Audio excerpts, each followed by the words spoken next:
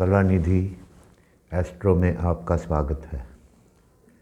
नव वर्ष 2024 की आप सभी को बहुत बहुत शुभकामनाएं। नव में आपके लिए नई खुशियां लेकर आए, यही हमारी भगवान से प्रार्थना है।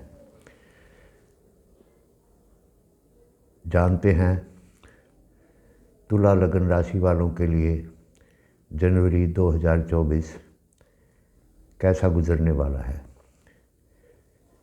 अगर आपकी जन्म कुंडली में लगन यानी प्रथम भाव में 7 नंबर लिखा है तो आपकी तुला लगन की कुंडली है, और चंद्रमा अगर 7 नंबर राशि में कहीं पर भी है तो आपकी तुला राशि की कुंडली है। जिससे अधिक शुभ फल आपको प्राप्त हो उसके अनुसार आपको देखना चाहिए। सबसे पहले जानते हैं स्वास्थ्य के बारे में। स्वास्थ्य संबंधी जनवरी का महीना आपको कुछ परेशानियां दे सकता है। अगर आपको फेफड़ों आदि से संबंधित कोई रोग है तो उसका आपको ध्यान रखना होगा।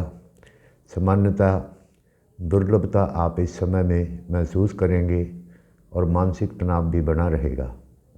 उपाय वीडियो के अंत में बताए जाएंगे। थकावट की वजह से आपको परेशानी हो सकती है, इसलिए आपको सभी प्रकार के तनाव मुक्त रहना चाहिए, कुछ मेडिटेशन आदि करना चाहिए एवं स्वास्थ्य की समय समय पर जांच आपको करवाते रहना चाहिए। थोड़ी सी भी असावधानी परेशानी का विषय बन सकती है। अब जानते हैं धन संबंधी। धन भाव पर शनि और राहु 2 क्रूर ग्रहों की दृष्टि पड़ी हुई है और धन के स्वामी मंगल सूर्य से योग करके चल रहे हैं।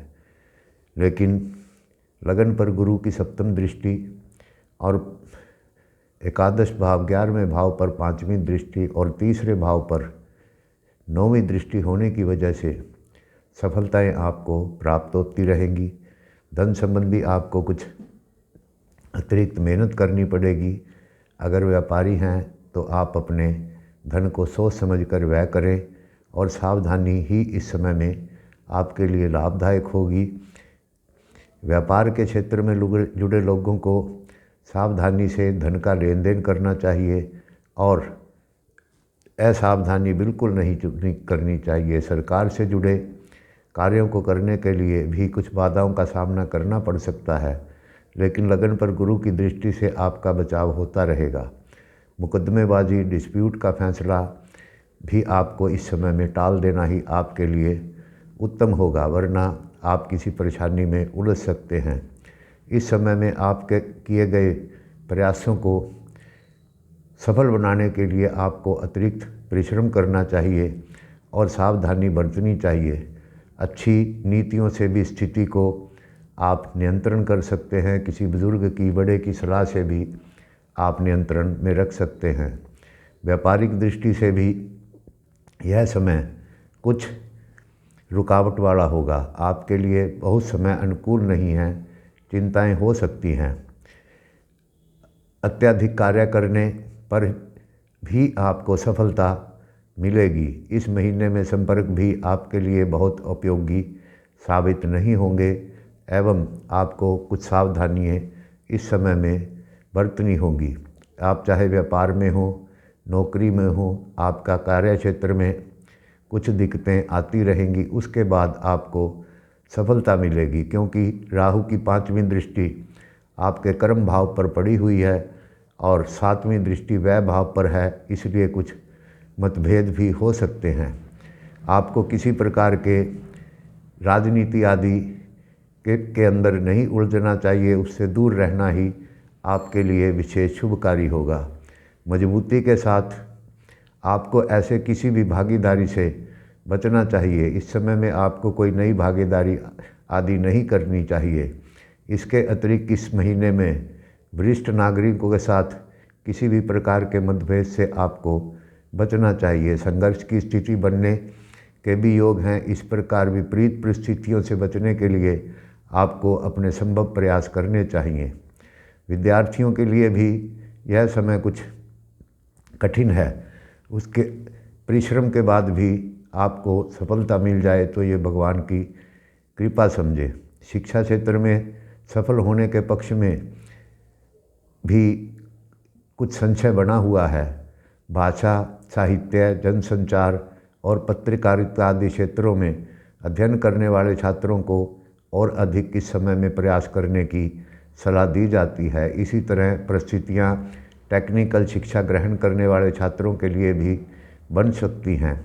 टेक्निक में निपुणता प्राप्त करने के लिए भी ग्रह की स्थिति अनुकूल न होने की वजह से आपको अधिक मेहनत करनी चाहिए। स्वाध्याय करना ही आपके लिए अतिरिक्त शुभकारी होगा।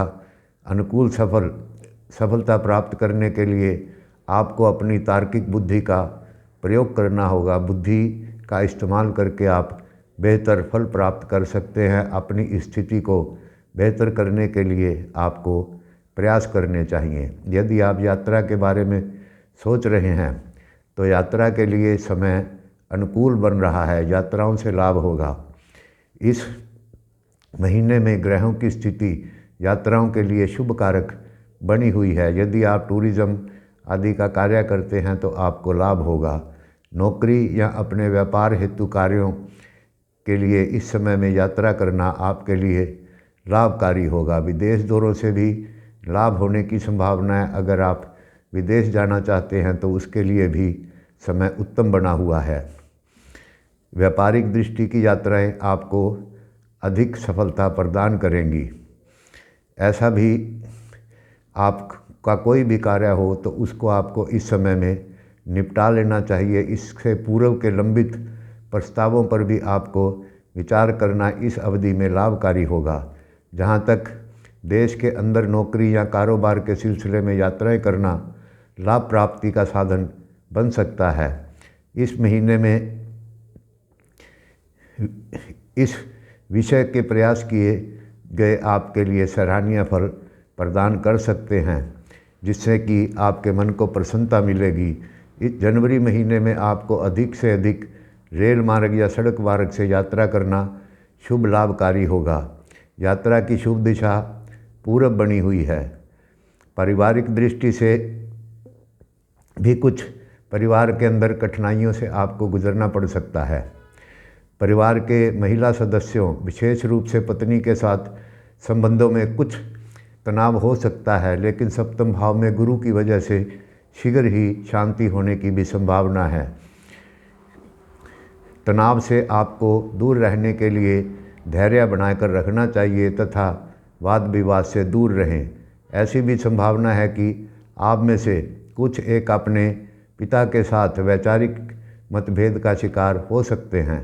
अतः इस स्थिति से बचने के लिए किसी भी वाद विवाद से अपने आप को अलग रखें।